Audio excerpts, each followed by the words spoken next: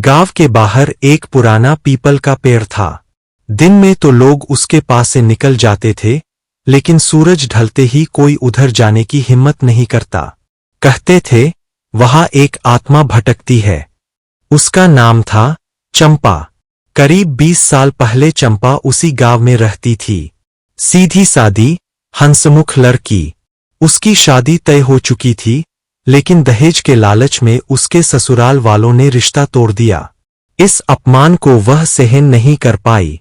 एक बरसाती रात वह घर से निकल गई और पीपल के पेड़ के नीचे फांसी लगा ली। अगली सुबह उसकी लाश मिली, लेकिन उसके बाद से गांव में अजीब घटनाएं शुरू हो गईं। लोग कहते थे, आधी रात को पीपल के पास से गुजरते समय किसी के पायल की आवाज आती है। कभी किसी लड़की के रोने की, तो कभी हंसने की। कई लोग डर के मारे बीमार पड़ गए।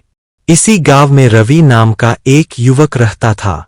वह शहर से पढ़ाई करके लौटा था और इन बातों पर विश्वास नहीं करता था। एक रात वह देर से घर लौट रहा था। रास्ता छोटा होने की वजह से उसे पीपल के पेड़ के पास से ही गुजरना पड़ा। जैसे ही वह पेड़ के पास पहुंचा, हवा अचानक ठंडी हो गई। पत्ते बिना हवा के हिलने लगे। तभी उसे पीछे से किसी के चलने की आवाज सुनाई दी। कौन है? रवि ने कांपती आवाज में पूछा। कोई जवाब नहीं मिला। अचानक उसके सामने एक सफेद साड़ी में लड़की दिखाई दी। उसके बाल खुले हुए थे और आंखें अजीब तरह से चमक रही थीं। तुम कौन हो? रवि पीछे हटते हुए बोला। लड़की मुस्कुराई। उसकी मुस्कान में दर्द और गुस्सा दोनों थे। मैं चंपा हूं, जिसे इंसानों ने मार दिया।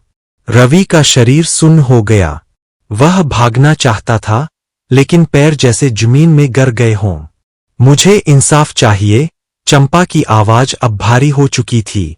जो मेरे साथ हुआ, वही हर लड़की के साथ क्यों होता है? अचानक पेड़ की शाखाएं हिलने लगीं। चारों ओर अंधेरा छा गया। रवि बेहोश होकर गिर पड़ा। सुबह गांव वालों ने रवि को उसी पेड़ के नीचे पाया।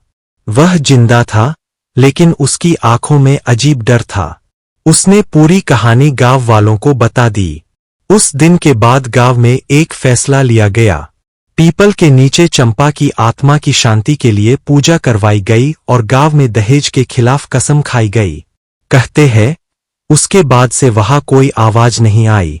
लेकिन आज भी, अगर कोई गलत इरादे से उस रास्ते से गुजरता